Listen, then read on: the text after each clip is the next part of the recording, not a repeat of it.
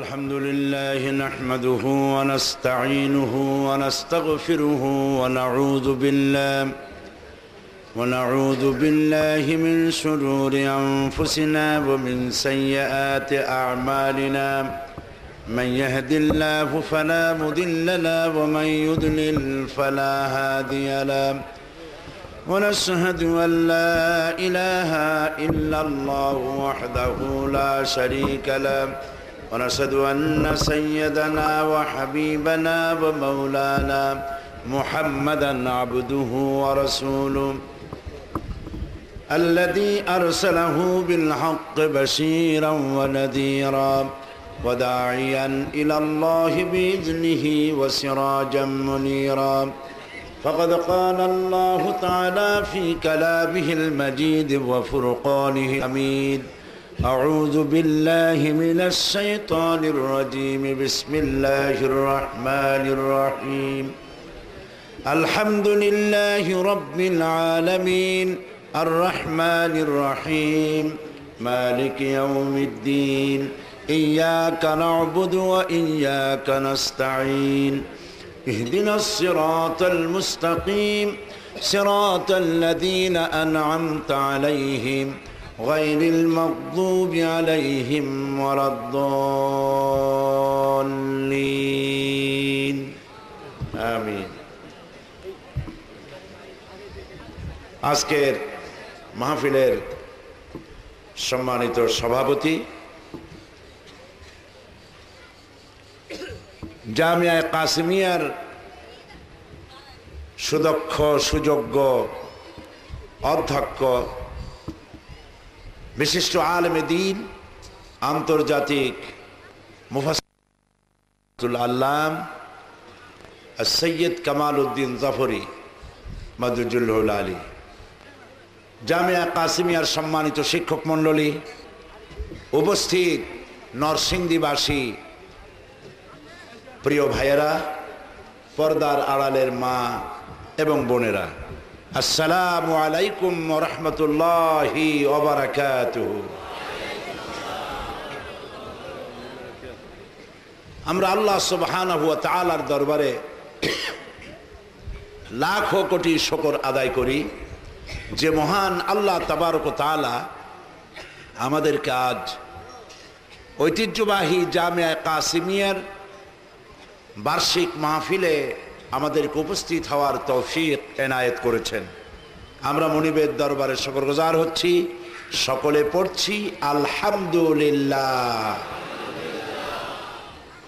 রব্বানা লাকাল হামদ হামদান কাসীরান তাইয়্যিবান মুবারাকান ফীহি ইয়া রাব্বি লাকাল হামদু কামা ইয়ানবাগি লিজালালি ওয়াজহিকা ওয়া আযীমি সুলতানিকা। আমরা আল্লাহ পাকের আল্লাহ তাআলার আল্লাহ সুবহানাহু ওয়া তাআলার দরবারে শুকরিয়া আদায় করে নিলাম, তিনি দয়া করে আমাদেরকে আজ এই সুন্দর মাহফিলে আসার বসার সুযোগ করে দিয়েছেন। আবারও বলি আলহামদুলিল্লাহ। প্রিয় ভাই সব, আপনারা এই মাহফিলে এসেছেন কোরআনে কারীম শোনার জন্য, ঠিক না? কোরআনে কারীম শুনতে এসেছেন এবং কোরআনে কারীমের আলোচনা বিগত 2 দিন শুনেছেন। আমি আসার আগ পর্যন্ত কোরআনে কারীমের আলোচনা শুনেছেন, কিন্তু আলোচনার কোনো শেষ নাই। আটলান্টিক মহাসাগর, প্রশান্ত মহাসাগরের জোয়ার ভাটার শেষ আছে, কিন্তু কোরআনের ব্যাখ্যার আলোচনার কোনো শেষ নাই। এটি একটি অতলান্তিক মহাসমুদ্র।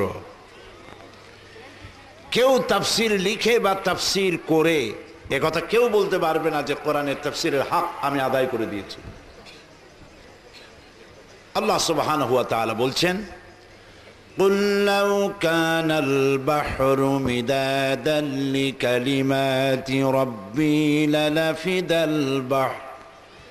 لَنَفِدَ الْبَحْرُ قَبْلَ أَنْ تَنْفَدَ كَلِمَاتُ رَبِّي وَلَوْ جِئْنَا بِمِثْلِهِ مَدَدًا।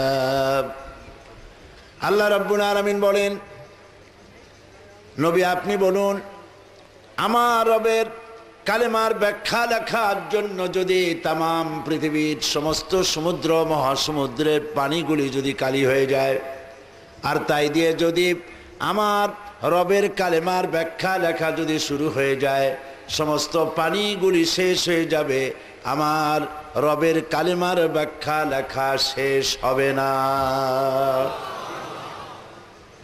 বিশাল নিয়ামত আল্লাহ আমাদের দান করেছেন, যার নাম হচ্ছে কোরআন। বলেন নাম কি? যা কোনোদিন পুরাতন হবে না, যা কোনোদিন জীর্ণ হবে না। নবী করিম সাল্লাল্লাহু আলাইহি ওয়াসাল্লাম বলেছেন, লা তুহসা আজাইবুহু ওয়ালা তুবলা গারাইবুহু। কোরআনে কারীম এর আশ্চর্যকারিতা, বিস্ময়কারিতার কোনো শেষ নাই। আর কোরআনে কারীম কোনোদিন পুরাতন হবে না, জীর্ণ হবে না। ফিহে মাসাবিহুল হুদা ও মানারিল হিকমা। আর এই কোরআন হচ্ছে হেদায়েতের সুউচ্চ মশাল এবং বিজ্ঞানের সুউচ্চ মিনার। প্রিয় ভাই সব,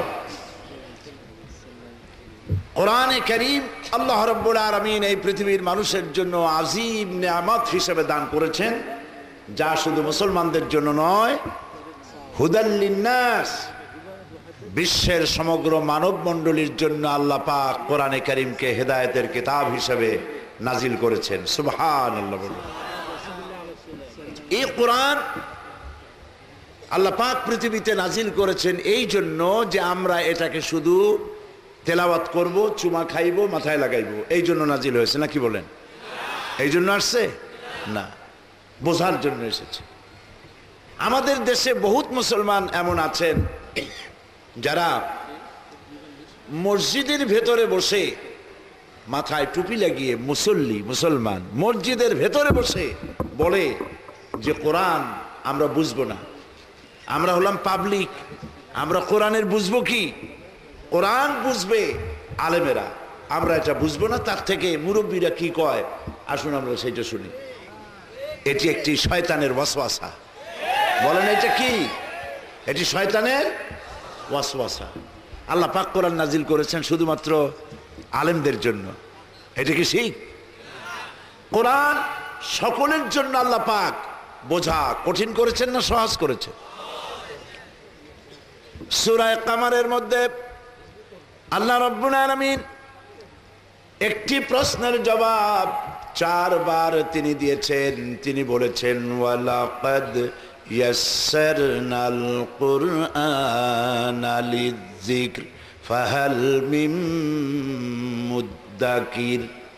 ওয়ালাকাদ ইয়াসসারনাল কুরআনা লিযিকর, কোরআন শরীফ বোঝার জন্য এবং মুখস্থ করার জন্য আমি আল্লাহ মানুষের কাছে সহজ করে দিয়েছি।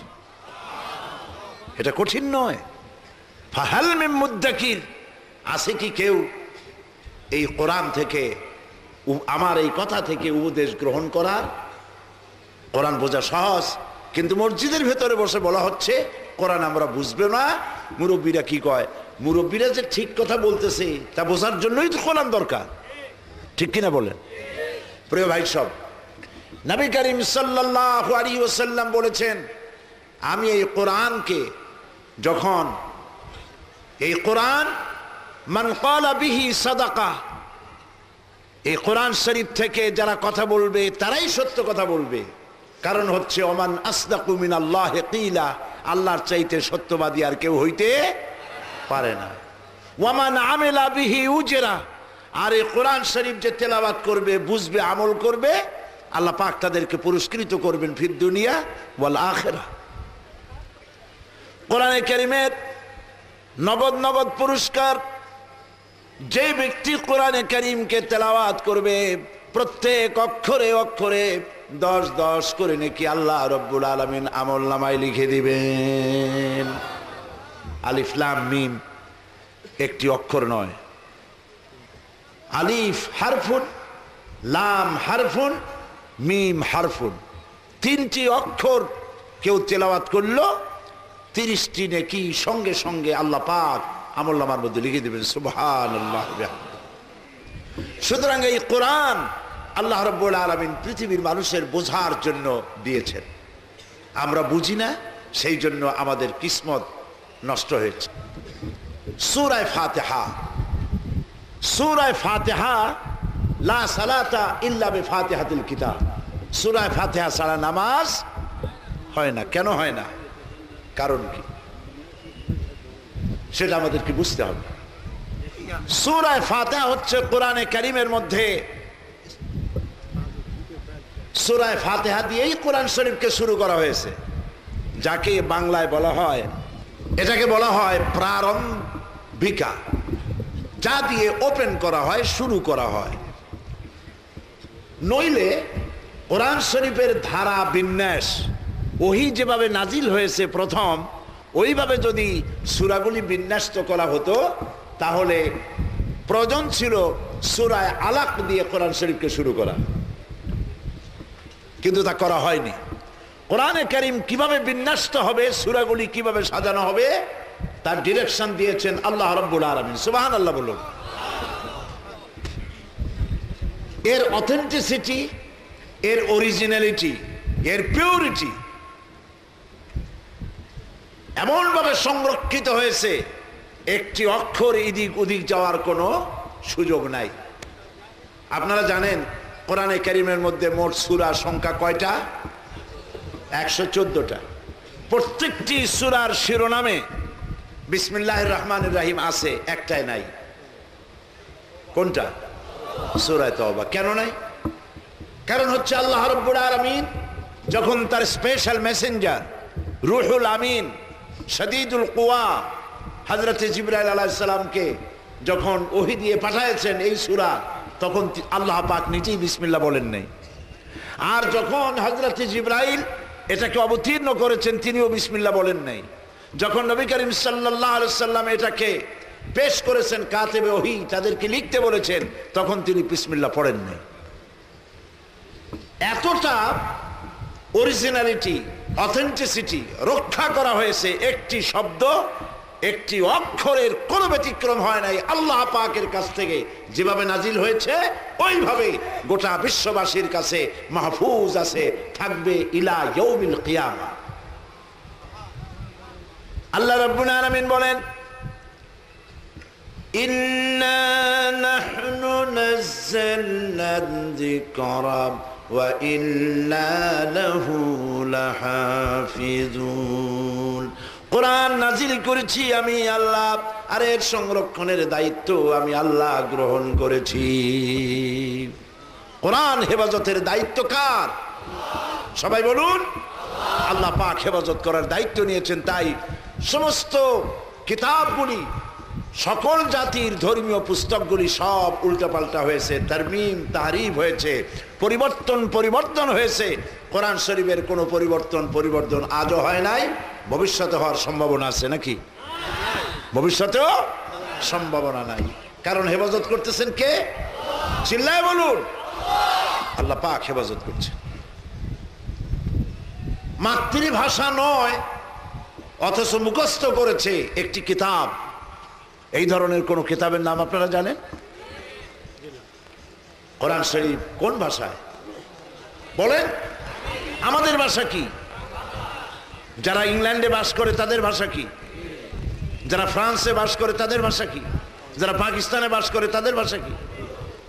হাজারো ভাষার লোক। কোরআন শরীফ মাতৃভাষা নয়, অথচ গোটা কোরআন মুখস্থ করেছেন। আল্লাহ পাক বলেন, কোরআন মুখস্থ করা আমি আল্লাহ সহজ করে দিয়েছি। এই যে ছেলেদের মাথায়, হাফেজে কোরআনদের মাথায় পাগড়ি পড়ানো হলো, 8 বছর 7 বছরের বাচ্চা ছেলে মেয়ে হাফেজে কোরআন হয়েছে। আমার কাছে মনে হয়েছে যেন প্রশান্ত মহাসাগর, আটলান্টিক মহাসাগর দ্বারে দরিয়া আল্লাহ পাক ঝিনুকের মধ্যে ঢুকাই দিয়েছেন। সুবহানাল্লাহ, সুবহানাল্লাহ। সূরা ফাতিহার 7টি আয়াত যদি কেউ বোঝে, আমল করে, জাহান্নামের 7টি জাহান্নামের দরওয়াজা তার জন্য বন্ধ হয়ে যাবে।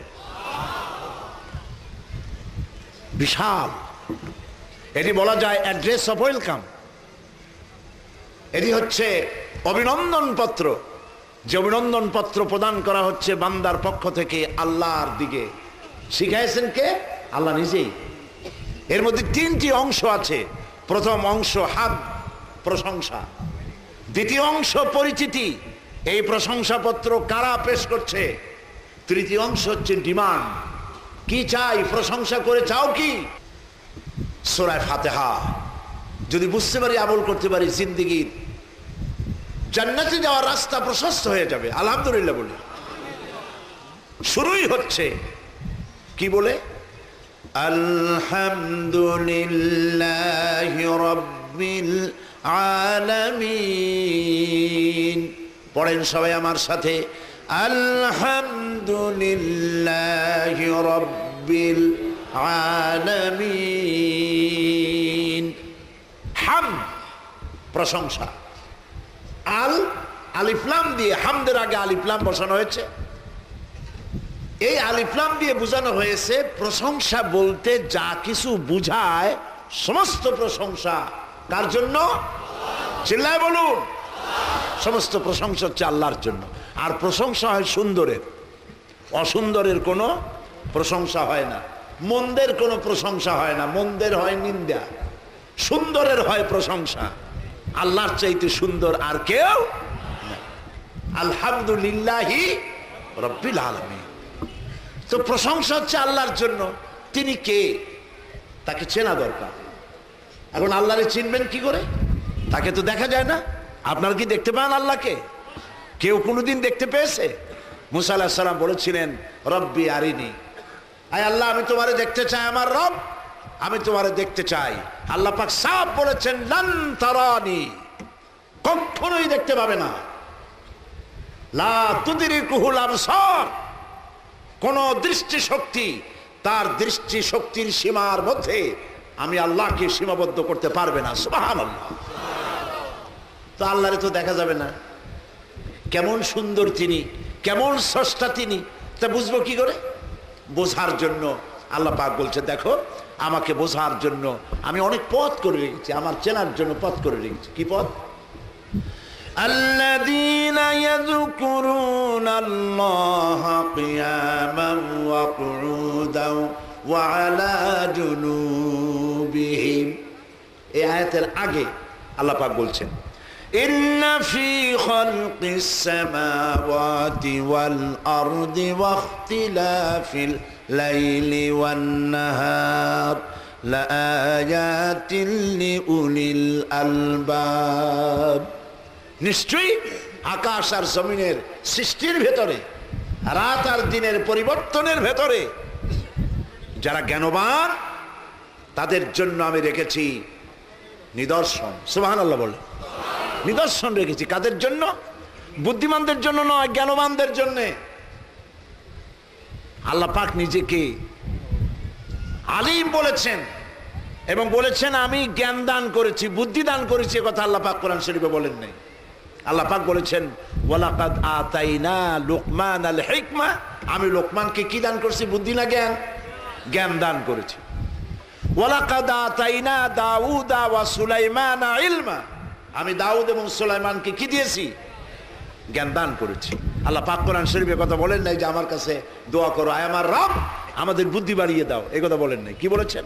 রব্বি জিদনি ইলমা। পড়েন না, রব্বি জিদনি ইলমা, রব্বি জিদনি ইলমা, আয় আমার রব আমার জ্ঞানকে তুমি বৃদ্ধি করে দাও। সুবহানাল্লাহ।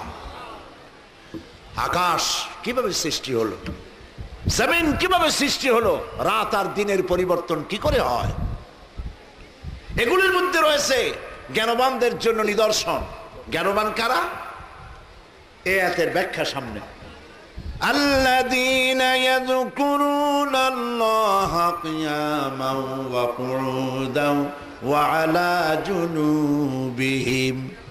জ্ঞানবান হচ্ছে ওই সব মানুষ যারা দাঁড়ানো অবস্থায়, বসা অবস্থায়, শোয়া অবস্থায় আমার সৃষ্টি নৈপুণ্যতা নিয়ে চিন্তা করে, গবেষণা করে। আর চিন্তা গবেষণা করে এক পর্যায়ে গিয়ে খেই হারিয়ে ফেলে বলে, রব্বানা মা খালাকতা হাযা বাতিলা সুবহানাকা ফাকিনা আযাবান নার। আল্লাহ তাআলা কোনো কিছুই তুমি নিরর্থক সৃষ্টি করো নাই, সবগুলি মানুষের খেদমতে তুমি সৃষ্টি করেছো। বড় বড় বিজ্ঞানীরা বলেছেন হিমালয় পাহাড়ের উচ্চ শিখর থেকে শুরু করে আটলান্টিক মহাসাগরের অতল তলদেশ পর্যন্ত যেখানে যা কিছু আছে সব মানব সেবায় নিয়োজিত। সুবহানাল্লাহ। এই জন্য মোরাকাবা কি? চাদর একটা মুড়া দিয়া তারপরে চোখ বুঝিয়া ওই যে কলবের কথা বলেছেন, কলব সাফ করা। ইল্লাল্লাহ এত জোরে বলে মসজিদের ছাদ ফাটিয়ে যাওয়ার কায়দা। কলব তাতে থাকলেও পারে, গেলেও পারে। মোরাকাবা গবেষণা করা, আল্লাহর সৃষ্টি নৈপুণ্যতার উপরে, কলা কৌশলের উপরে গবেষণা করো। নবীজি বলেছেন আল্লাহর সৃষ্টি কলা কুশলতার উপরে, সৃষ্টির নৈপুণ্যতার উপরে 1 ঘন্টা যদি কেউ চিন্তা করে, গবেষণা করে, রব্বুল আলামিন তার আমলনামায় 60 বছরের নফল ইবাদতের সব লিখে দিবে। এই কারণেই দিবেন, আল্লাহর সৃষ্টি চিন্তা করে মানুষ মাথা নত হয়ে যাবে। দেয়ার ইজ নো গড, এই ধরনের কথা বলার মতো ছাগলামি করবে না। ছাগলেরাই বলে দেয়ার ইজ নো গড, স্রষ্টা বলতে কেউ নেই। আর বলে কি পাগলের মতো, কয় আনসিন ইজ নাথিং, যা দেখি না তা বিশ্বাস করি না। এই কথাটা বলে কিসের ব্যাপারে? আল্লাহর ব্যাপারে। যা দেখি না বিশ্বাস করি না। আচ্ছা ফুল দেখো, ফুলের তো ঘ্রাণ দেখো না, বিশ্বাস তো করো। অক্সিজেন নাই এ কথা কেউ বলবে? অক্সিজেন দেখা যায় কিন্তু বিশ্বাস তো করে। ইথার দেখা যায় না, বিশ্বাস তো করে। বাতাস দেখা যায় না, বিশ্বাস তো করে। এরপরেও আল্লাহ রাব্বুল আলামিনের অস্তিত্ব সম্পর্কে কপাল পোড়ারা অস্বীকার করে। সুতরাং সৃষ্টির ভিতরে মানুষ যদি চিন্তা করে, গবেষণা করে, মাথা নত হয়ে যাবে। আর সে বলবে রব্বানা মা খালাকতা হাযা বাতিলা, এর কোনো কিছুই তুমি নিরর্থক করে পয়দা করনি, আমাকে জাহান্নামের কঠোর শাস্তি থেকে রক্ষা করো। সুবহানাল্লাহ। তিনি হচ্ছেন আল্লাহ, যিনি এসব কিছুকে সৃষ্টি করেছেন। এই সুন্দর আকাশ, এক শ্রেণীর কপাল বা দার্শনিক বিজ্ঞানী তারা বলেন আকাশ বলে কিছু নাই, অনেক দূর, সেই জন্য নীলে নীলে দেখা যায়। আকাশ বলে কিছু নেই। আর বলে আল্লাহরে বিশ্বাস করি না, আল্লাহরে দেখি না। আরে বাবা, তুমি নিজেরে দেখো। তুমি আল্লাহরে দেখতে চাও, তুমি কি নিজেরে দেখো? নিজের এই যে দেহ, আপনার দেহ দিয়ে আপনার মাথার পিছনটা দেখতে কেমন, আয়নার সাহায্য ছাড়া দেখতে পারেন কি? বলেন না। আপনার পিঠ কেমন, আয়নার সাহায্য ছাড়া দেখতে পারেন? বেটা নিজের শরীরে নিজে দেখো না, আয়না ছাড়া। এই শরীরের স্রষ্টাকে দেখতে চাও, সাহস তো কম না। আল্লাহ রাব্বুল আলামিন তিনি সব সৃষ্টি করেছেন। প্রশংসা সেই আল্লাহর জন্য। প্রশংসা কার জন্য? আল্লাহর জন্য। এখন শিয়াল, কুকুর, বাঘ, সিংহ যেগুলি জঙ্গলে থাকে, গৃহপালিত নয়, সেজন্য গায়ে ছোট্ট ছোট্ট পশম দিয়ে দেওয়া হয়েছে। যেখানে 12 মাস বরফ পড়ে, চরম ঠান্ডা, সেই শীত প্রধান দেশে জঙ্গলি প্রাণীগুলির গায়ে লম্বা লম্বা পশম দিয়ে রব্বুল আলামিন এমন সুন্দর চামড়া কম্বলের ব্যবস্থা করে দিয়েছেন। গায়ে একটা চিরস্থায়ী কম্বল দিয়ে শরীরটাকে ঘিরে রেখেছে, যেন প্রাণী কষ্ট না পায়। তার নাম হচ্ছে রব। আল্লাহরে চেনার জন্য শীত প্রধান দেশে যাওয়ার দরকার নাই। কপাল যদি ভালো থাকে, নিজের শরীর দিয়ে আল্লাহরে চেনা যায়। সুবহানাল্লাহ। নিজের শরীরটার দিকে তাকান তো, কিভাবে আপনাকে আল্লাহ পাক তৈরি করেছেন, কি কায়দায় তৈরি করলেন। দারুণ বলেছে মানুষ হলো বান্দর। কে বলেছে? ও নিজে বান্দর, সেই জন্য মানুষকে বান্দর মনে করছে। মানুষ বান্দরের থেকে আসে নাই, মানুষ আসছে আদম থেকে, আদম আসছে মাটি থেকে। সুবহানাল্লাহ। এই মানুষকে আল্লাহ রাব্বুল আলামিন সৃষ্টি করলেন মাতৃগর্ভের ভেতরে। মহান আল্লাহ রাব্বুল আলামিন বলেন, নিজের দিকে তাকাও, কেমনে আমি তোমারে বানালাম। ইন্না খালাকনাকুম মিন তুরাবিন সুম্মা মিন নুতফাতিন সুম্মা মিন আলাকাতিন সুম্মা মিন মুদগাহ। মাতৃগর্ভের ভিতরে এক ফোঁটা নাপাক পানি, মাতৃগর্ভের ভিতরে আল্লাহ রাব্বুল আলামিন রক্ত বানালেন, গোশত বানালেন, হাড্ডি দিয়া বডি স্ট্রাকচার তৈরি করে ফাকাসাউনাল ইযামা লাহমা, গোশত হাড্ডির উপরে দিয়া চামড়া দিয়ে সুন্দর করে একটি মানুষের আকৃতি দান করলেন। সুম্মা নুখরিজুকুম তিফলা, এরপরে বাচ্চার আকারে মায়ের পেট থেকে আল্লাহ বের করে নিয়ে আসলেন। আর যখন মায়ের পেটে ছিলে ওই জায়গাটা সম্পর্কে আল্লাহ পাক বলেছেন ফি কারারিম মাকিন, একটি সুরক্ষিত জায়গায় রেখেছিলাম যেখানে কোনো পলিউশন, কোনো রোগের জার্ম প্রবেশ করার কোনো সুযোগ ছিল না। সুবহানাল্লাহ। এখন পৃথিবীতে বাচ্চা এলো, পৃথিবীতে আসছে, অসংখ্য পলিউশন, রোগের জার্ম, বিষাক্ত পরিবেশ, এই বাচ্চা বাঁচবে কি করে? পানি খাবে, ওর মধ্যে আর্সেনিক, দুধ খাবে, দুধের মধ্যে ভেজাল, চতুর্দিক থেকে রোগ তাকে আক্রমণ করতেছে। মহান আল্লাহ রাব্বুল আলামিন এই বাচ্চা যেন রোগের প্রতিষেধক তার শরীরের মধ্যে ঢুকতে পারে, রোগ যাতে তাকে আক্রমণ করতে না পারে, এই জন্য রব্বুল আলামিন তার মায়ের বুকের ভিতরে যে দুধ রেখেছেন সেই দুধের ভিতরে শুধু দুধ নয় পানিও রেখেছেন। মায়ের বুকে যে দুধ আল্লাহ তৈরি করেছেন তাতে এই পরিমাণ পানি আছে যে 6 মাসের ভিতরে বাচ্চারে পানি খাওয়ানো লাগবে না। চাও সুবহানাল্লাহ কইতে ইচ্ছা করে না? এর ভিতরে রয়েছে ভিটামিন, রয়েছে ক্যালসিয়াম, রয়েছে প্রোটিন, রয়েছে আয়রন, যা দরকার শরীরে আল্লাহ পাক মায়ের দুধ দিয়ে তা তৈরি করে রেখেছেন। সুবহানাল্লাহ। এই দুধ বাচ্চা যতক্ষণ না আসতেছে মায়ের বুকের দুধ তৈরি হয় না। যখন সন্তান আসবে আল্লাহ পাক দুধ তৈরি করে দিবেন। আল্লাহর চিন্তিকে অনেক দূর যাওয়া লাগে, গরুর কাছে যান, সেখানেও চেনা যাবে। গরুর পেট থেকে বাছুর বেরোলো, বাছুরে কে শিখাই দিল যে তোর মায়ের পিছনের অংশে তোর খাবার আছে, ওইখানে যাইয়া ওলানে মুখ দে, দুধ পাবি? কে শিখাইছে? কে শিখাইছে? লক্ষ্য করেছেন? বাছুর দুধ টানতে গিয়ে ওলানে মাথা দিয়া গুঁতে মারে, দেখছেন কখনো? না জম্মের মতো সর খান, দেখেন না? দেখেন কিনা? কেন গুঁতে মারে? কে শিখাইল?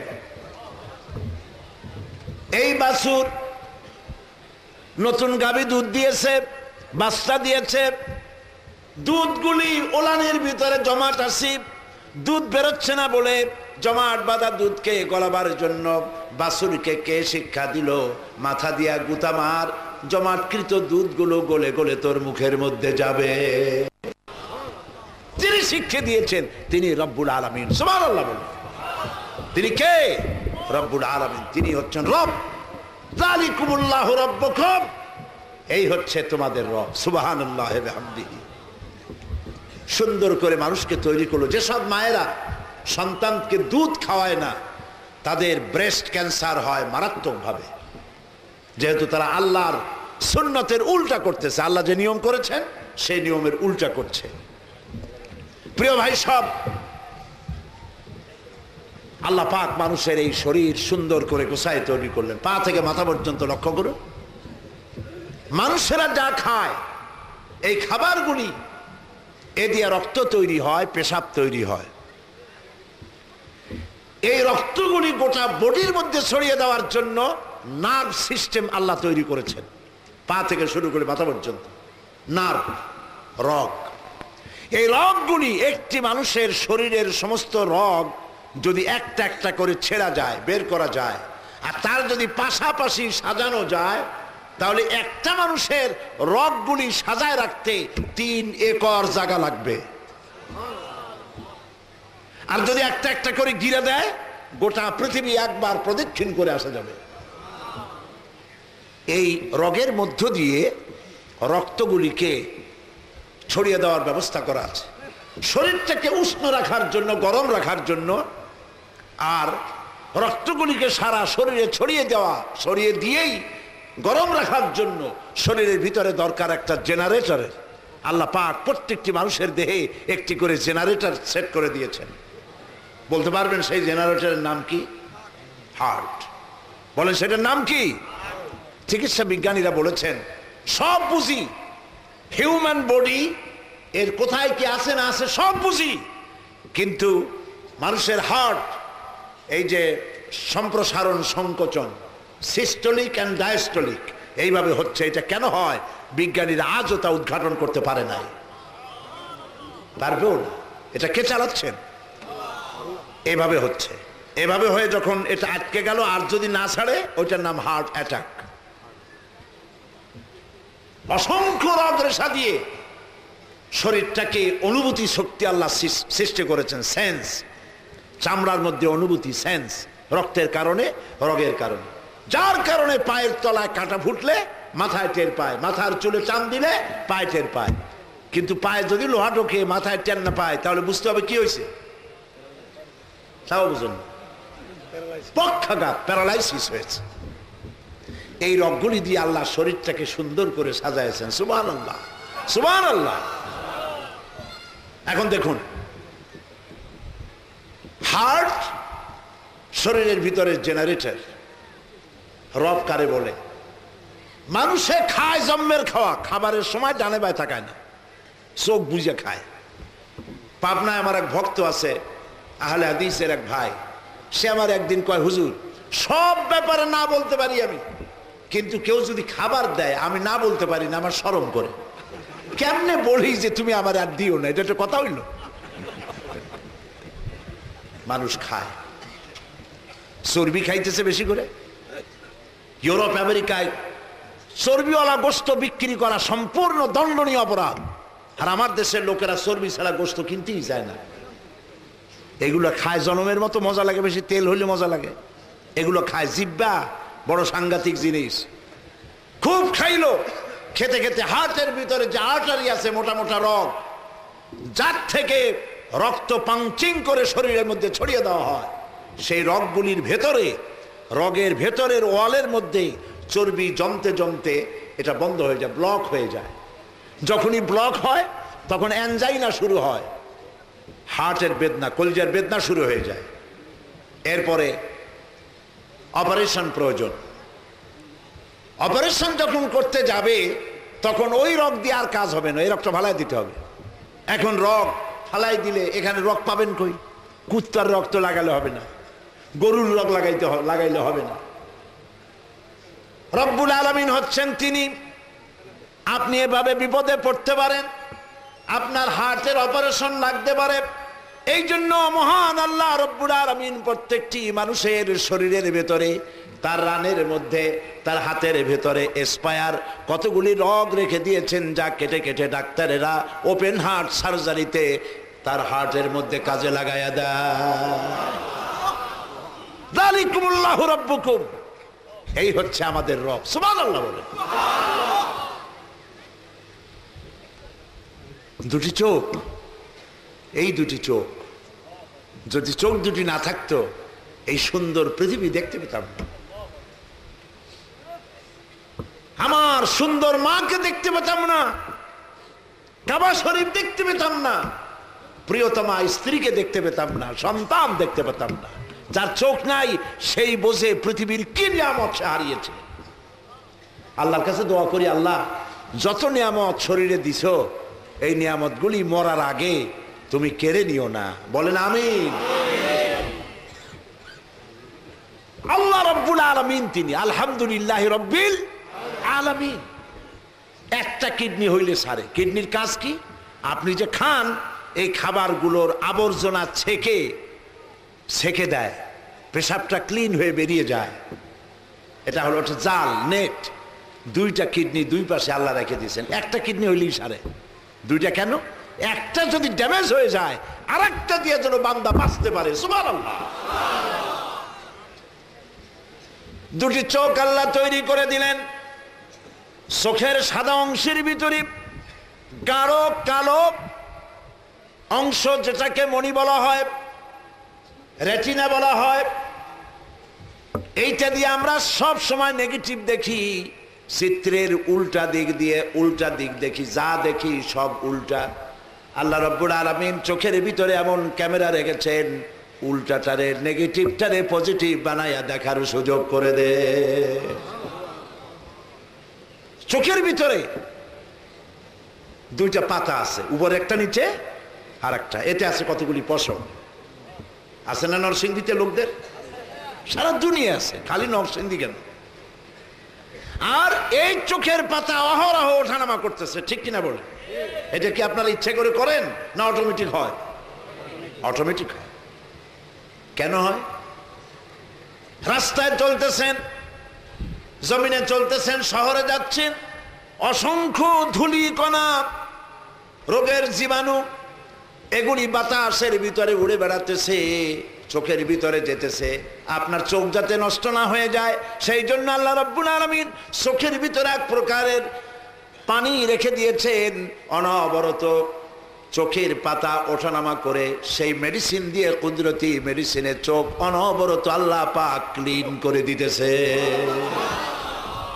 চোখ পরিষ্কার হয়ে যাচ্ছে। রয়েছে মাথা, এই মাথার ভিতরে রয়েছে ব্রেন, মগজ। কম্পিউটারের ভিতরে মাউস নাড়াচাড়া করবেন, তারপরে স্ক্রিনে ছবি আসবে। টেপ রেকর্ডারের বাটন টিপলে পরে ফরওয়ার্ড হবে, রিওয়াইন্ড হবে। আপনার কোনো বাটন ফটনের দরকার নেই।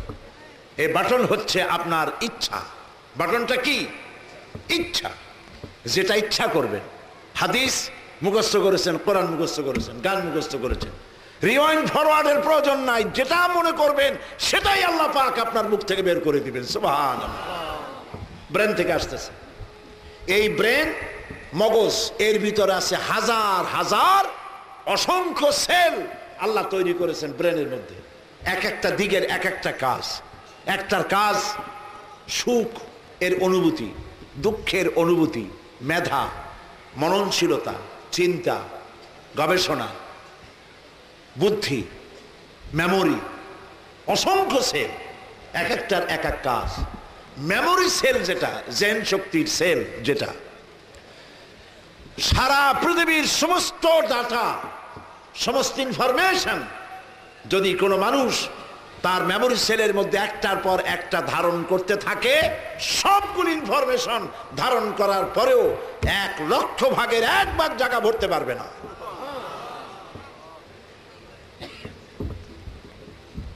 এবং এই আপনার বুদ্ধির যে সেল কি দ্রুত অ্যাকশনে যায় লক্ষ্য করেছেন? রাস্তা দিয়ে যাচ্ছেন, লক্ষ্য করে দেখলেন রাস্তায় সাপ, একা একা যাচ্ছেন মাহফিল থেকে, আপনাদের সামনে যেন সাপ না পড়ে, বলেন আমিন। রাস্তায় সাপ দেখছেন কি দিয়া? তাও বলতে পারেন, চোখ দিয়ে দেখছেন সাপ। চোখ সাপ দেখার সাথে সাথে বুদ্ধির ছেলের কাছে চলে গেছে খবরটা, 1 সেকেন্ড লাগে নাই। বুদ্ধি ডিসিশন দিয়েছে, সিদ্ধান্ত দিয়েছে, 1 সেকেন্ড সময় লাগে নাই। বলেছে হাতে লাঠি থাকলে পিটা, আর লাঠি যদি না থাকে অ্যাবাউট টার্ন, উল্টা দিকে দৌড়, ডবল মার্চ। আপনার বুদ্ধি এই সিদ্ধান্ত দিতে 1 সেকেন্ডও দেরি করে নাই। সুবহানাল্লাহ বিহামদিহি, যালিকুমুল্লাহু রাব্বুকুম। এই হচ্ছে আল্লাহ, যিনি মানুষের সকল প্রয়োজন মিটিয়ে দিয়েছেন চাওয়ার আগে, তিনি রব্বুল আলামিন। সুবহানাল্লাহ। আচ্ছা দেখুন আরেকটি কথা, এখানে বলা হয়েছে রব্বুল আলামিন, আলমের জমা হচ্ছে আলামিন, অর্থাৎ তিনি বহু জগতের স্রষ্টা, তিনি রব, তিনি জগৎ একটা না, ইহ জগৎ আর পর জগৎ না, বহু সংখ্যক জগতের মালিক তিনি। এই পৃথিবী একটি জগৎ, আর এই পৃথিবীর নিচে, মাটির নিচে আছে অসংখ্য জগৎ। পানি একটা জগৎ, তার তলায় আছে অসংখ্য জগৎ। মহাশূন্যে রয়েছে আরো অসংখ্য জগৎ, গ্যালাক্সি, মিল্কি ওয়ে, ছায়াপথ, হাজার হাজার বিলিয়ন মিলিয়ন ট্রিলিয়ন তারকা দিয়ে সজ্জিত এক একটা ছায়াপথ। বিজ্ঞানীরা বলেছেন সূর্য পৃথিবীর চাইতে 13 লক্ষ গুণ বড়। এরপরে তারা আবিষ্কার করলো না, এর থেকেও আরো বড় জিনিস আছে, সেগুলি হলো তারকা। ছায়াপথের ভিতরে এমন এমন অনেক তারকা আছে যে তারকাগুলি সূর্যের চাইতেও অনেক বড়। কত বড়? এত বড় যে ওর এক একটি তারকা যে সূর্য পৃথিবীর চাইতে 13 লক্ষ গুণ বড়, এমন 3 কোটি সূর্য খাইয়া পেটের মধ্যে হজম করতে পারে এমন অসংখ্য তারকা আল্লাহ পাক মহাশূন্যে তৈরি করে রেখেছে।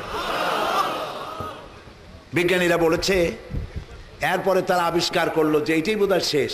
পরে চিন্তা ভাবনা গবেষণা করে দেখে যে না, এর থেকেও বড় জিনিস আছে মহাশূন্যে, সেটি হচ্ছে ব্ল্যাক হোল, অন্ধকার কূপ।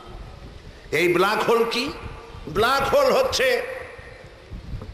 ওই যে তারকা, যে তারা 3 কোটি সূর্য খাইতে পারে, এই রকমের তারকাগুলি ঘুরতে ঘুরতে যদি কখনো ব্ল্যাক হোলের রেঞ্জের ভিতরে এসে যায়, তাহলে এই তারকাগুলি মুখের মধ্যে চকলেট নিয়ে মানুষ যেমন মুহূর্তের ভিতরে চুষে শেষ করে ফেলে, ওই বিশাল তারকা ব্ল্যাক হোল চুষে নিমেষের ভিতরে শেষ করে দেয়। এই কথা আবিষ্কার করলো সেদিন বিজ্ঞানীরা।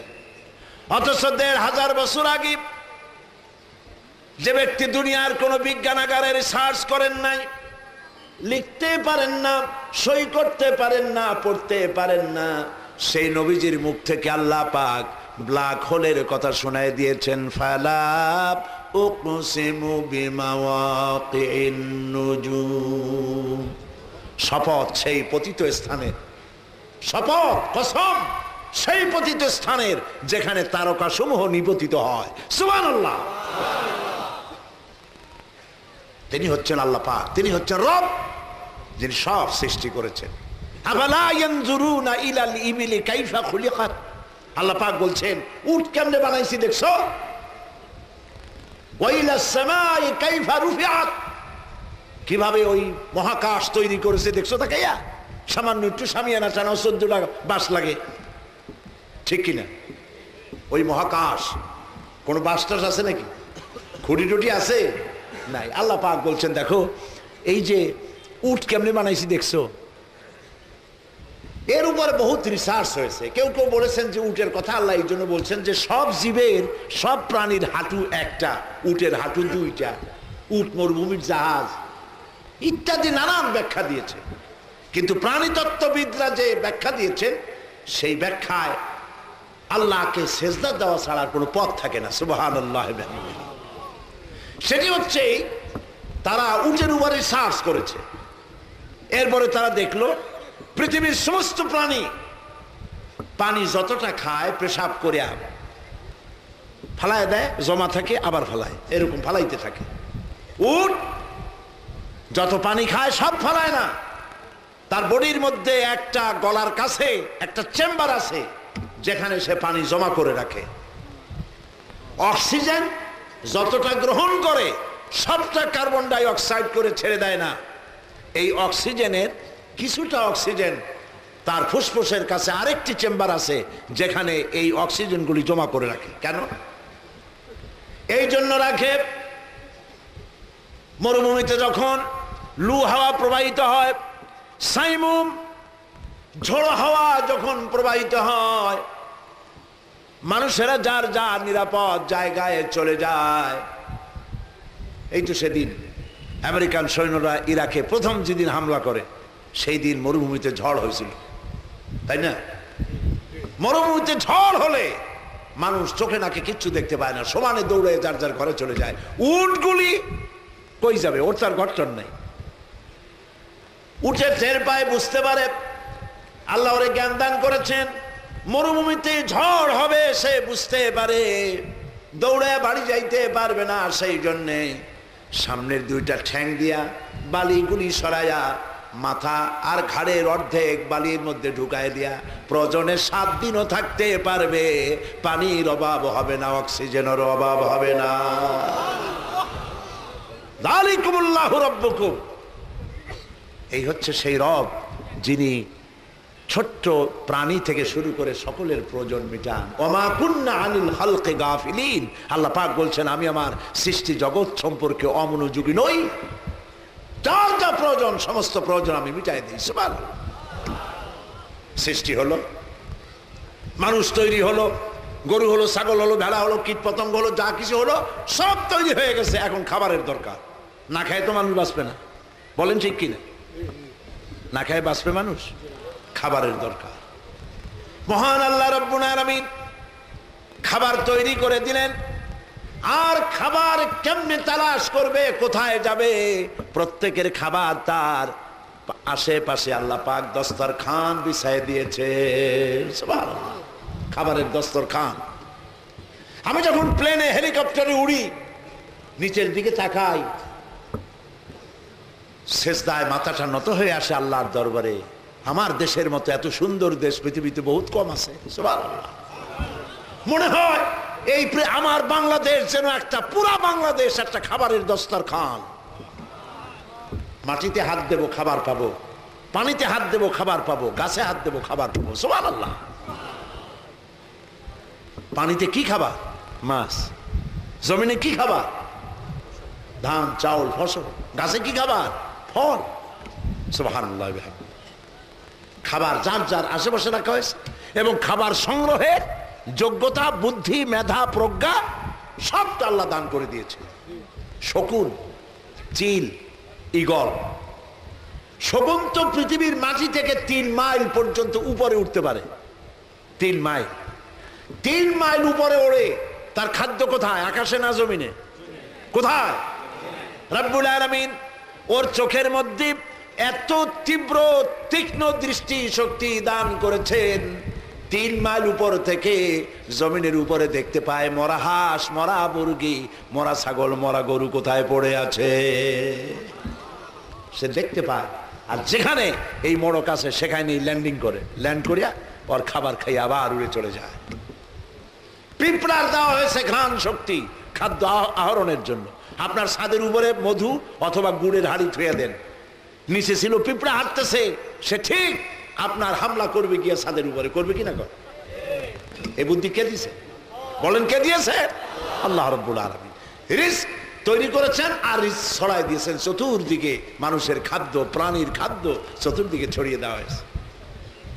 মহান আল্লাহ রাব্বুল আলামিন বলেন, ওয়ামা মিন দাব্বাতিন ফিল আরদি ইল্লা আলাল্লাহি রিজকুহা।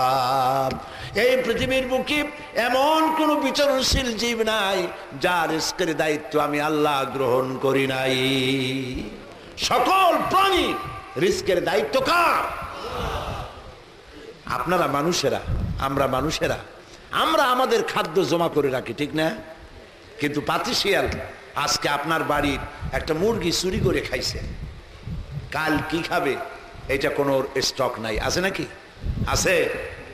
আপনারা কি কথা শুনছেন কোথাও যে পাতিশিয়াল সোনালী ব্যাংকের ম্যানেজারের কাছে গিয়ে উপস্থিত হয়েছে, যে বললো, ম্যানেজার সাহেব 10টা মুরগি চুরি করছি কয়দিন বসে, এগুলি আমার নামে একটা অ্যাকাউন্ট খুলে রাখেন, বৃষ্টির সময় যখন চুরি করতে পারবো না তখন আপনার এখান থেকে উঠাবো আর খাবো। ওদের গোলাও নাই, খাদ্য জমা করা নাই। কোরআন শরীফে আল্লাহ পাক বলেছেন, সৃষ্টির ভিতরে এমন বহু সৃষ্টি আছে যাদের খাদ্য জমা নাই। সুবহানাল্লাহ। কি খাবে তারা?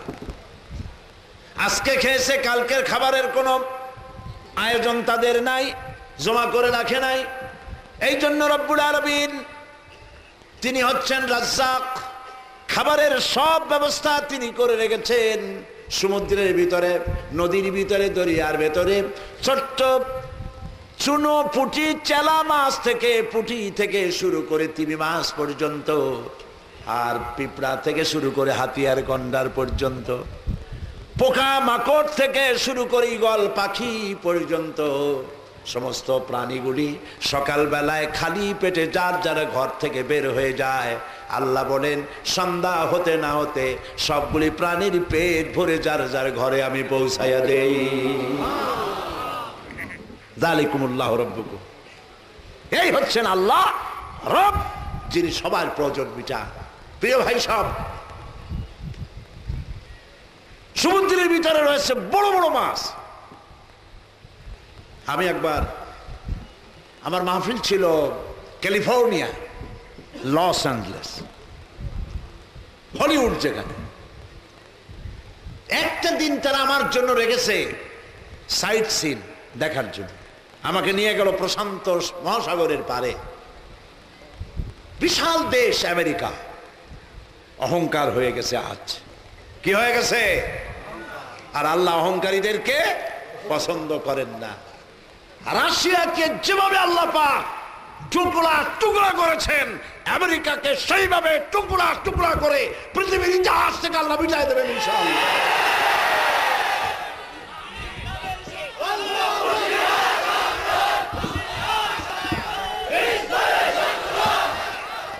সে কথা পরে বলছি, সে কথা পরে বলছি।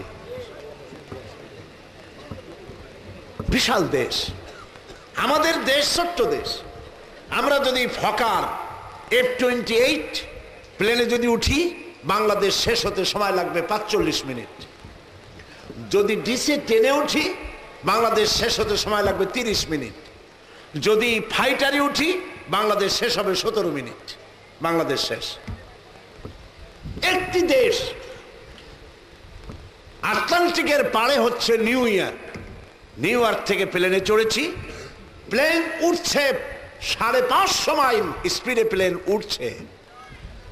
লস অ্যাঞ্জেলেস হচ্ছে প্রশান্ত মহাসাগরের পাড়ে, পৌঁছতে সময় লাগলো 7 ঘন্টা একটা দেশের মধ্য দিয়ে। 3 দিন আমি থাকবো, একটা দিন তারা আমার জন্য রাখছে একটু ঘুরাই ফিরে দেখাবে। তা আমি খুব খুশি হইলাম যে অন্তত একটা দিন তারা রাখছে আমাকে দেখাবার জন্য। যেখানে যাই খালি তো কয় কথা কন কথা কন। যত বলি কয় যে এত কম বললেন কেন? আসলে কম তো বলি নেই। বিষয়টা হচ্ছে কোরআনের কথা, হাদিসের কথা মুমিন বান্দারা শোনা থেকে বিরত হবে না ততক্ষণ যতক্ষণ তারা আল্লাহর জান্নাতে চলে না যায়। এটাই ঈমান। শুনতেই চাইবে মন, যেহেতু কোন পীরের প্রশংসা তো করি না জীবনে, কোন খাজা বাবার প্রশংসা তো করি নাই। প্রশংসা করছি কার? চিল্লায় বলো সুবহানাল্লাহ। আমাকে নিয়ে গেল সান দিয়েগো, লস অ্যাঞ্জেলেস থেকে 300 কিলোমিটার দূরে সান দিয়েগো, একেবারে প্রশান্ত মহাসাগরের পারে। সি ওয়ার্ল্ড জায়গাটার নাম। অন্তত 3-4 দিন সময় লাগে দেখতে, বিশাল এরিয়া। ঢুকলাম, ঢুকেই একটা জায়গায় নিয়ে মাছের খেলা দেখাইল। মাছের খেলা এইরকম, এই যে মাঠটা এইরকম একটা পুকুর, পুকুরের মাঝখানে হচ্ছে স্টেজ, আর 2 দিকে পার্টিশন আছে, মাছগুলো ওদিকে। লোকেরা অন্তত 10,000 লোক বসতে পারে এরকম গ্যালারি আছে। $5 করে টিকিট। আমার সাথীরা টিকিট করলো, আমার নিয়ে বসাইলো গ্যালারিতে। আর ওই মাঝখানে যে স্টেজ আছে ওইখানে 2-3টা ছেলে বা মেয়ে তারা আছে, খেলা দেখাবে। দরজা খুলে দিল, মাছ লাফাতে লাফাতে চলে আসলো। সে কত বড় মাছ! যখন হা করলো, আমার তো মনে হলো যে আমার মতো 5-6টাও যদি ভিতরে মানুষ ঢোকে, ও টেরও পাবে না, মনে করবে কোনো পুটি টুটি ঢুকছে বোধ হয়। বুকটা সাদা, পিঠটা কালো, মনে হয় যেন সৌদি প্রিন্স আবা পড়েছে। বিশাল মাছ। এরা মানুষের কথা বোঝে, এশারা বোঝে, বাঁশি বোঝে। ওর এশারা দেওয়া হলো, ওর 2টা ডানা আছে, ছোট্ট ডানা। এশারা দেওয়া হলো, সমস্ত মানুষদেরকে ওয়েলকাম করার জন্য সে হাতে তালি দিল। মাছে লেজ দিয়া পানি দিয়া বাড়ি মেরে সমস্ত মানুষকে ভিজাই দিল। তারপরে এক একটা খেলা দেখায়, আবার স্টেজের কাছে গিয়ে হা করে। এইরকম হা করলো, 4-5 বালতি মাছ পেটের মধ্যে ঢুকাই দিল। চিন্তা করলাম সুবহানাল্লাহ, এই মাছগুলোর তো আল্লাহ খাওয়ায়। সমুদ্রের ভিতরে রয়েছে তিমি মাছ। নীল প্রজাতির তিমির ওজন হচ্ছে 5,000 টন। 5,000 টন যদি ওজন হয়, খায় কি খাওয়ায়? কোন গভর্নমেন্ট খাওয়ায়? চিল্লা বলো। আল্লাহ খাওয়ান, সুবহানাল্লাহ বিহামদিহি। তিমি মাছের ডিম হয় না, বাচ্চা হয়, স্তন্যপায়ী প্রাণী। সাগর সম্পর্কে যারা গবেষণা করেন তারা বই লিখেছেন, আমি পড়েছি। তিমির যে বাচ্চা হয়, সেই বাচ্চার প্রতিদিন দুধ লাগে 50 থেকে 60 মণ। ও মাও যেমন বাচ্চা হতো সেই রকম। সে তো আর মুরগি প্রসব করবে না। সুবহানাল্লাহ। তিনি হচ্ছেন আল্লাহ পাক, যিনি মানুষ সৃষ্টি করেন এবং তার খাদ্য পৌঁছে দেন সর্বত্র। সুবহানাল্লাহ। খাদ্যের পরে মানুষের জন্য প্রয়োজন পানি। কিসের দরকার বলেন? কি দরকার? পানি। এই পানির শুধু মজুদ থাকলে হবে না, এই পানি পৌঁছে দিতে হবে সর্বত্র। কে পৌঁছে দেন? আল্লাহ রাব্বুল আলামিন বলেন, আল্লাহুল্লাযী আরসালার রিয়াহা ফাতুসিরু সাহাবা ফাসুকনাহু ইলা বালাদিন মাইয়িতিন ফাআহইয়ানা বিহিল আরদা বা'দা মাউতিহা কাযালিকান নুশুর। আল্লাহ পাক বলেন, আমি বাষ্পীয় আকারে সমুদ্রের পানিগুলি উত্থিত করে মেঘমালায় পরিণত করি, বাতাসকে হুকুম করে এই মেঘকে টেনে নিয়ে যাও যেখানে তিনি বৃষ্টি দিতে চান। মেঘ এলো, দেখেন আল্লাহর কুদরত। সেজদা দিবেন আল্লাহরে দিবেন না কারে দিবেন? কারে দিবেন সেজদা? খবরদার কোন পীরের কদমবুসি করতে গিয়ে কদমবুসির বদভ্যাস বাদ দিতে হবে মুসলমানদেরকে। মাজারে যায় সেজদা দেয়, কপাল পোড়া, নাউজুবিল্লাহ। সেজদা দিতে হবে কারে? আল্লাহ রাব্বুল আলামিন। এই যে পানি আল্লাহ আকাশে উঠাইলেন, এই পানিগুলি উঠালেন সমুদ্রের নোনা পানি। কি পানি ছিল? নোনা পানি। লাউ নাশাউ জাআলনাহু উজাজান ফালাউলা তাশকুরুন। ইচ্ছে করলে আমি নোনা পানি নাজিল করে দিতাম, তা তো দিলাম না, পানি মিষ্টি করে নাজিল করলাম। আনতুম আনজালতুমুহু মিনাল মুজনি আম নাহনুল মুনজিলুন। কে নাজিল করলো আকাশ থেকে? তুমি করছো না আমি করছি? বলেন কে করেছে? আল্লাহ ইচ্ছে করলে কলসির কান্দার মতো পানিগুলো ঢালিয়ে দিতে পারতেন আকাশ দিয়ে, পারতেন না? তাহলে আপনার বাড়িঘর দালান মালান ঠিক তো কিছু ভাঙ্গে চুরা সব শেষ হয়ে যেত। মহান আল্লাহ রাব্বুল আলামিন এই বাতাস দিয়ে মেঘ নিয়ে এলেন, আর মেঘের থেকে কণা কণা ছোট্ট ছোট্ট ফোঁটা ফোঁটা বৃষ্টি পানি বিন্দু বিন্দু পানি নাজিল করে দিয়ে সারা পৃথিবীতে কোথাও একটা শুকনা বালুকণা আছে তালাশ করে করে সবগুলিকে আল্লাহ পাক ভিজায় দিলে। ফাহিয়ানা বিহিল আরদা বা'দা মাউতিহা। এই জমিন ছিল মরা, এই মরা জমিনকে আমি জিন্দা করে দিলাম। সুবহানাল্লাহ। এর মধ্যে তুমি চারা রোপণ করলা, এই চারা মাটি ফাটাইয়া দুইটা পাতা উপরে চলে এলো। আনতুম আনশাতুম শাজারাতাহা আম নাহনুল মুনশিউন। কে গাছকে উদ্গত করে দিল? তুমি দিছো না আমি দিছি? কে দিছে কোন? আল্লাহ রাব্বুল আলামিন দিয়েছেন। মানুষ শুকর আদায় করে না, শুকর আদায় করে না। আমাদের দেশে ফসল ফলানো কত সহজ, মাটি কত উর্বর। এই মাটিতে লাঙ্গল দরকার নাই, ঘরের কোনায় আঙ্গুল দিয়া খুঁচা কদুর বিচি লাগা। 3 দিন পর 2টি পাতা, 6 দিন পর একটি লতা, 1 সপ্তাহ পরে ফুল, 2 সপ্তাহ পরে কদু। ঠিক না? ঠিক না? সেই কদু খায়, বিসমিল্লাহ কয় না, আলহামদুলিল্লাহ কয় না, কয় সাদের লাউ বানাইলো বই রেগে, আগা খাইলাম ডগা খাইলাম। আস্তাগফিরুল্লাহ, বলেন আস্তাগফিরুল্লাহ। এগুলো মহা উল্লুক। লাইন শাকারতুম লাযীদান্নাকুম ওয়া লাইন কাফারতুম ইন আযাবি লাশাদীদ। আমার নিয়ামতের শুকর আদায় করবে আমি বাড়ায় দেব, আর শুকর আদায় করবে না মস্ত বড় শাস্তি তোমাদের জন্য রেখে দেব। মহান আল্লাহ রাব্বুল আলামিন সমুদ্র মহাসমুদ্র শুধু করেন নাই, পানিগুলি যেন বান্দার বাড়ি বাড়ি পৌঁছে যায় এই জন্য আল্লাহ রাব্বুল আলামিন সমুদ্র থেকে দরিয়া বানালেন, নদী তৈরি করলেন, নদীর থেকে খাল তৈরি করলেন, গ্রামে গ্রামে খাল বানায় আল্লাহ পানি সরবরাহ করলেন।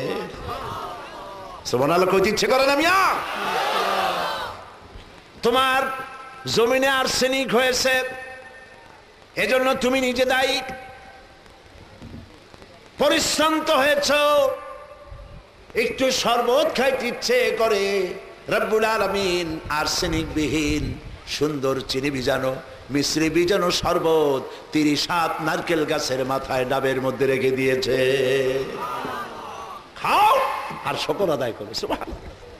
কোনো পয়সা লাগবে না, নিজেরটা নিজে খাও আর শুকর আদায় করো। আলহামদুলিল্লাহি রাব্বিল আলামিন, আল্লাহ শুকর আদায় করো।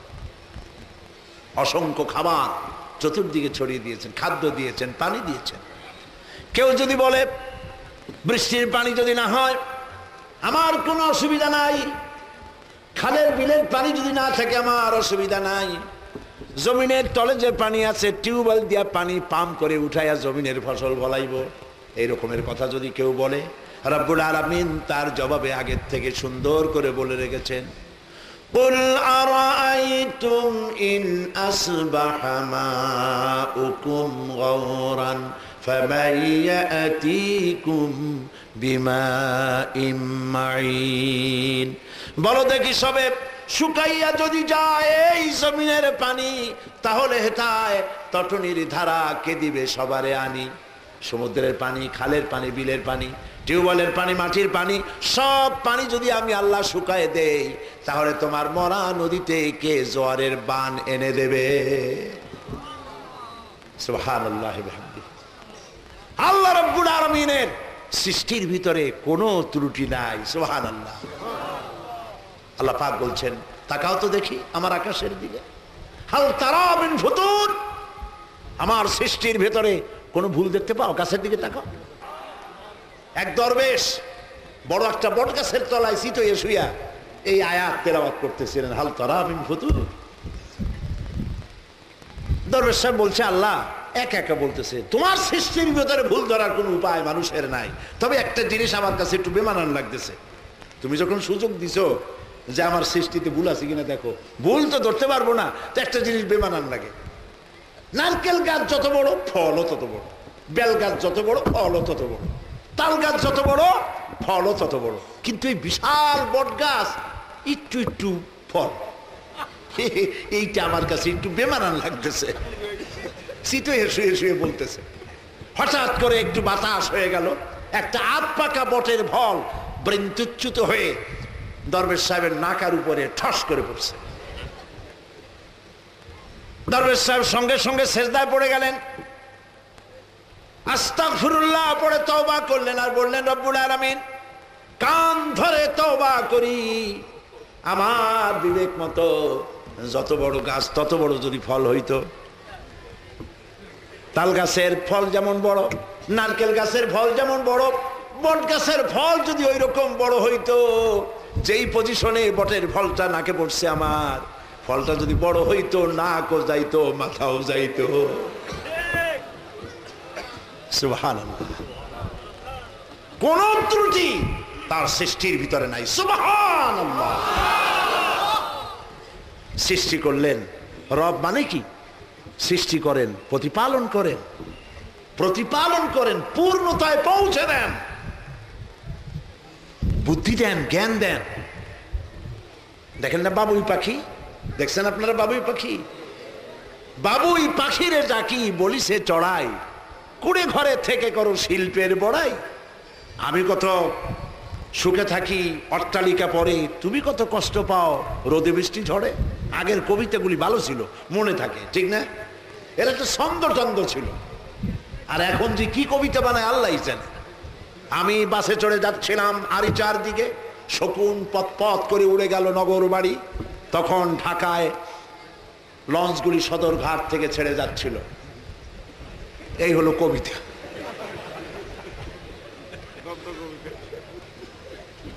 কবিতা না কয়ে কবিতা কইলেই ভালো হয় মনে হয়। আগে ছোটবেলায় যেসব কবিতা পড়ছি এখনো সব মুখস্থ আছে আমাদের, ঠিক না? এই যে বাবুই পাখি যে বাসাটা বানাইলো, শিল্পের বড়াই করার মতোই। ছোট্ট পাখি, ওর কাছে কোনো ইঞ্জিনিয়ারিং প্ল্যান ছিল না। কি সুন্দর বাড়িটা বানাইছে দেখছেন আপনারা? বাংলাদেশের সবগুলো ইঞ্জিনিয়ার বুয়েটে যারা পাস করছে, তারা এরকম একটা বাসা বানানো তো ভুল দূরের কথা, বাবুই পাখির একটা বাসা ভালো করে খুলতেও পারবে না, খুলতে গেলে ছিঁড়ে যাবে। ছোট্ট দুইটা ঠোঁট আর ঠ্যাঙ্গের দুইটা আঙ্গুল দিয়ে কেমনি কি সুন্দর করে বাড়ি বানাইছে। ছোটবেলায় দেখলাম এই বাসার মধ্যে তিনটা জায়গা আছে, নিজ দিয়ে ঢুকবে। মাঝখানে বেডরুম, স্বামী এবং স্ত্রী কনজুগাল লাইফ লিড করবে এখানে। উপরে রয়েছে আরেকটা দরজা, বুদ্ধিগত। নিচের থেকে যদি কেউ আক্রমণ করে ব্যাকডোর থেকে পালায় যাবে, সে বুদ্ধি আল্লাহ দিছে। কিন্তু ওর যে বেডরুম, রাতের বেলায় স্ত্রীর মুখ দেখবে না, স্ত্রী স্বামীর মুখ দেবে না, সাংঘাতিক বেরসিক জায়গা। বিদ্যুৎ সেখানে লাইন যায় না, কেরোসিন দিয়ে লাইট জ্বালাবার কোনো উপায় নাই, বাড়ি পুড়িয়ে যাবে। কেউ রে বুদ্ধি দিল, কই থেকে কতগুলা কাদা আইনা ঘরের দেওয়ালে লাগাইছে। জোনাকি পোকা 10-12টা ধরি আইনা জোনাকি পোকার মাথা ভিতরে কাদার মধ্যে ঢুকাইয়া পাছা বাইর করে দিয়ে রাখছে। অটোমেটিক 0 পাওয়ারের বাল্ব হয়ে গেছে। যালিকুমুল্লাহু রাব্বুকুম, এই হচ্ছে আমাদের রব, যিনি সকল সৃষ্টির প্রয়োজন মিটান। সুবহানাল্লাহ বলে। মানুষের সব প্রয়োজন মিটিয়ে দেন। সৃষ্টি করলেন, খাবার দিলেন, পানি দিলেন, পানি ঘরে ঘরে পৌঁছায় দিলেন। খাবার আর পানি কিছুদিন না খাইয়াও বাঁচা যায়, কিন্তু বাতাস না হলে এক মুহূর্তেও বাঁচা যায় না। এটা বিশ্বাস করেন কিনা? খাবার আর পানি বাদ দিলে কয়েকদিন বাঁচা যেতে পারে। পানি না খায়া, খাবার না খায়া কয়েকদিন মানুষ বাঁচতে পারে, প্রাণী বাঁচতে পারে, কিন্তু বাতাস না হলে এক মুহূর্ত বাঁচার উপায় নাই। এই জন্য রব্বুল আলামিন এই পৃথিবীতে বাতাসের মহাসমুদ্র বিছায় রেখেছেন, একটু জায়গাও রাখেন নাই যেখানে বাতাস নাই। এই বাতাসের ভিতরে রয়েছে অক্সিজেন, যা আমরা শ্বাস দিয়ে গ্রহণ করি আর নিঃশ্বাস করে ফেলে দেই। যেটা গ্রহণ করলাম সেটা অক্সিজেন, যেটা ছাড়ি এটা হলো কার্বন ডাই অক্সাইড, এটা হলো বিষ। এই কার্বন ডাই অক্সাইড হচ্ছে পয়জন। এইখানে বসে আমরা পরিবেশ নষ্ট করতেছি সবাই মিলে। এখন পৃথিবীর কোন গভর্নমেন্ট কার্বন ডাই অক্সাইডকে অক্সিজেন বানাবার জন্য কোন রিফাইনারি ফ্যাক্টরি বানায় নাই। বানাইছে কেউ? আল্লাহ রাব্বুল আলামিন হচ্ছেন তিনি যিনি এই কার্বন ডাই অক্সাইড গুলিকে আবার গ্রহণযোগ্য প্রাণী জগৎকে গ্রহণ করার জন্য গাছের রং দিয়েছেন। গাছের পাতাগুলি সবুজ। এই গাছের খাদ্য হলো কার্বন ডাই অক্সাইড। সারা রাত তারা কার্বন ডাই অক্সাইড খায়।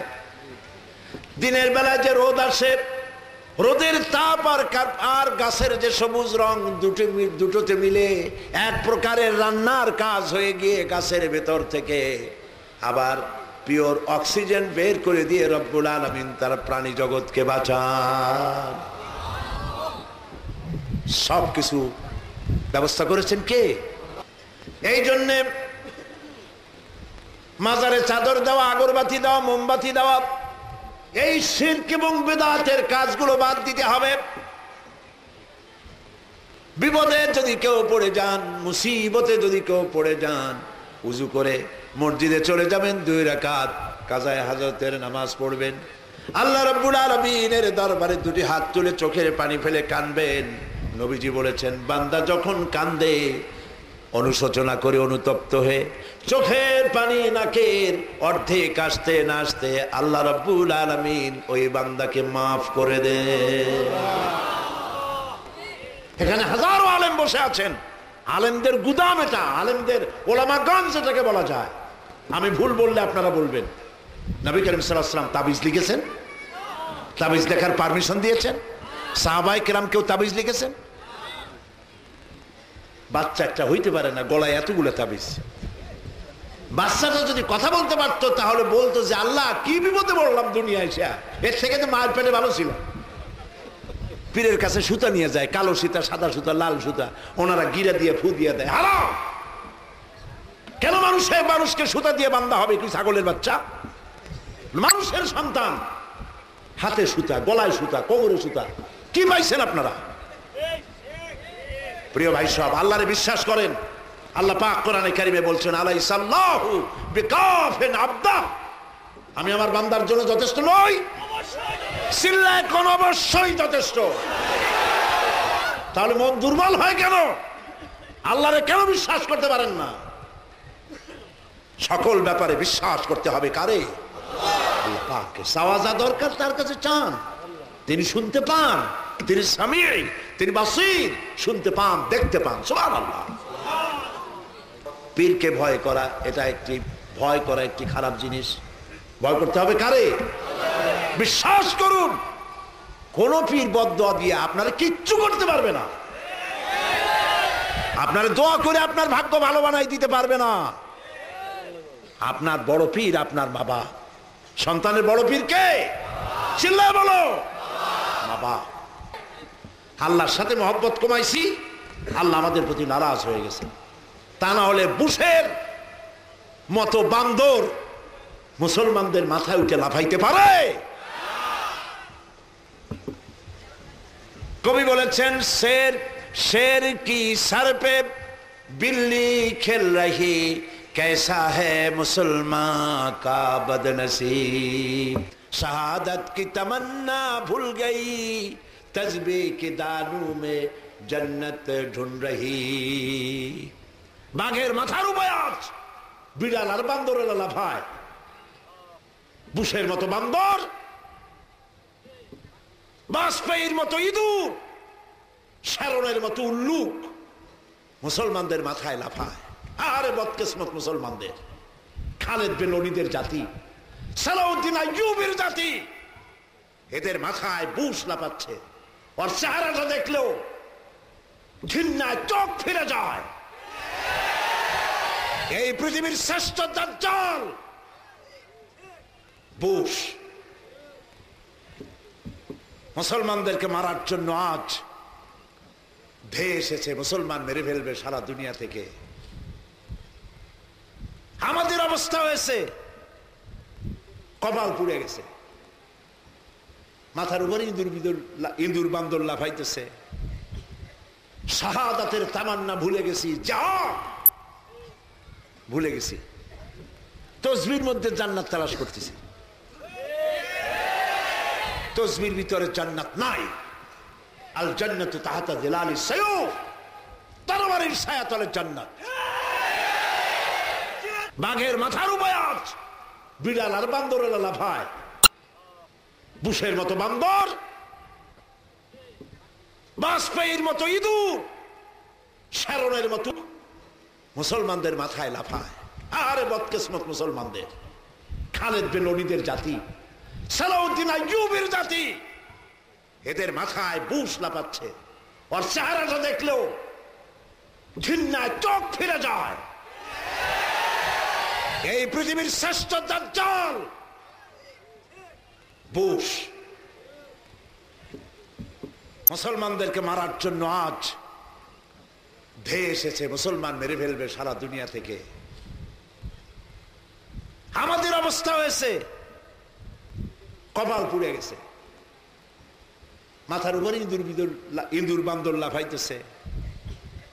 শাহাদাতের তামান্না ভুলে গেছি, যা ভুলে গেছি। তসবির মধ্যে জান্নাত তালাশ করতেছি, তসবির ভিতরে জান্নাত নাই। আল জান্নাতু তাহতা জিলালি সায়ুফ, তরবারির ছায়াতলে জান্নাত। বুশের কপাল ভালো, বুশের কপাল ভালো। ইরাক আমাদের থেকে হাজার হাজার মাইল দূরে। যদি ইরাক হতো আমার বাড়ির পাশে, আল্লাহর কসম 14 কোটি মানুষকে বাংলাদেশে বাঁধিয়ে রাখা যেত না। আমরা সেই মুসলমান, আমরা সেই মুসলমান। আজ আমাদের নারীরা কাঁদছে ঘরে ঘরে। বাগদাদে যখন আগুন জ্বলছে, আমাদের মেয়ে লোকেরা ঘরে বসে কাঁদছে, বাচ্চা শিশুরা কাঁদতেছে। যে বাগদাদে শুয়ে আছে হাজার হাজার পয়গম্বর, হাজার হাজার সাহাবায়ে কেরাম, যে বাগদাদে শুয়ে আছেন কুতুবে রব্বানি, মাহবুব সুবহানি, আব্দুল কাদের জিলানী রাহমাতুল্লাহ আলাইহি, যে বাগদাদের যে কারবালা, যে ইরাকের বুকে রয়েছে কারবালা, ইমাম হুসাইনের রক্ত আজও শেষ হয় নাই। সেই মুসলমানদেরকে মারতে এসেছে। মুসলমানেরা কপাল, আমরা নিজেরা আমাদের কপাল খারাপ করে দিয়েছি, ঠিক কিনা? আমাদের কপাল আমরা খারাপ করেছি। ওরা ঐক্যবদ্ধ হয়েছে, কতগুলি দালাল সাথে নিয়েছে। বদকিসমত আশেপাশের মুসলিম রাষ্ট্রগুলি, আশেপাশে যে মুসলিম রাষ্ট্রগুলি আছে, মুসলিম রাষ্ট্রগুলির রাষ্ট্রপ্রধান হারামখোর, নপুংসক, মেরুদণ্ডহীন। আশেপাশের মুসলিম দেশের রাষ্ট্রপ্রধানদের ভিতরে যদি বীর্য থাকতো, শক্তি থাকতো, ঈমান থাকতো, সব মুসলিম রাষ্ট্রপ্রধানরা কাবা শরীফ ধরে আল্লাহর দরবারে শপথ নিত, বুশের বিরুদ্ধে জিহাদ করা ফরজ। হয় মরে যাব, না হয় বেঁচে থাকবো সম্মানের জীবন নিয়ে, নইলে শহীদ হয়ে যাব সব। কপাল পোড়ারা, আমার ভাইরে মারবে, আমি আমার জমিন ছেড়ে দিয়েছি, আমার উপরে দাঁড়াইয়া আমার ভাইরে মারো। কপাল পোড়া, কপাল পোড়া।